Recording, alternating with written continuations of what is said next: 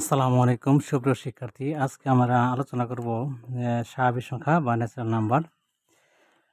আমরা দেখতে পাচ্ছি ১, ২, ৩, ৪ অর্থাৎ চলমান ১, ২, ৩, ৪, ৫, ৬, ৭, ৮, ৯, ১০ অসংখ্য, অগণিত ইত্যাদি স্বাভাবিক সংখ্যা বা ধনাত্মক অখণ্ড সংখ্যা।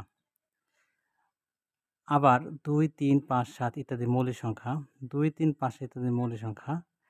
কেন মৌলিক সংখ্যা? আমরা সবাই জানি যে সংখ্যাকে ১ ছাড়া অন্য কোনো সংখ্যা গুণনীয়ক নেই, অর্থাৎ অন্য কোনো সংখ্যা দিয়ে ভাগ করা যায় না, তাকে বলা হয় গুণনীয় মৌলিক সংখ্যা।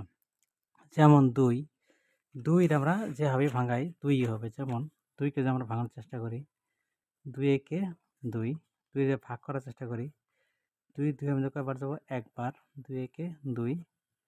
এরকম আমরা যে ১ দিয়ে ২ রে ভাগ করি, যে ১ দুই আমরা কয়বার যাব? ২ বার, ২ একে ২। আমরা ঘুরে ফিরে কিন্তু ২ এবং ১ এর মাঝেই রয়ে গেছি।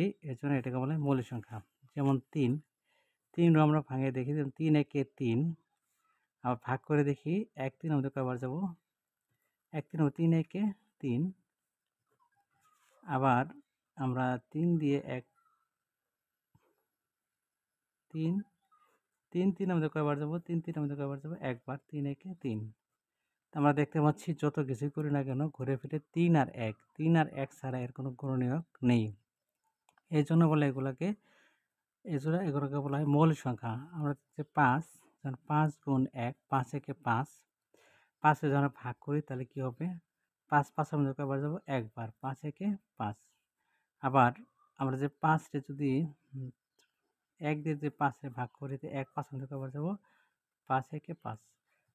যেমনি করি না কেন ঘুরে ফিরে আমাদের ওই মূল সংখ্যা হলো সেই সংখ্যা যে সংখ্যা ঘুরে শুধু গুণনীয়ক ১ ছাড়া অন্য কোনো গুণনীয়ক নেই। অর্থাৎ ওই নিজস্ব সংখ্যা আর ১ আছে। ১ ছাড়া অন্য কোনো গুণনীয়ক নেই, তাকে বলে মৌলিক সংখ্যা।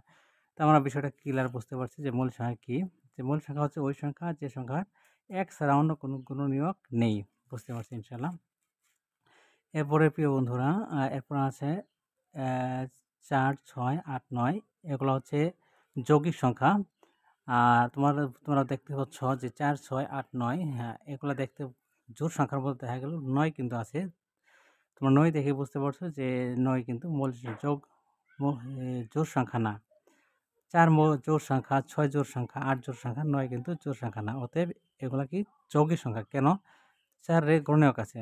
৪ এর গুণনীয়ক আছে। যেমন ২ দুগুণে ৪, ২ গুণ ২, ২ দুগুণে ৪, ৬ আছে, ৩ দুগুণে ৬, ৩ দুগুণে ৬। আমরা দেখতে পাচ্ছি ১ ছাড়াও এর গুণনীয়ক আছে।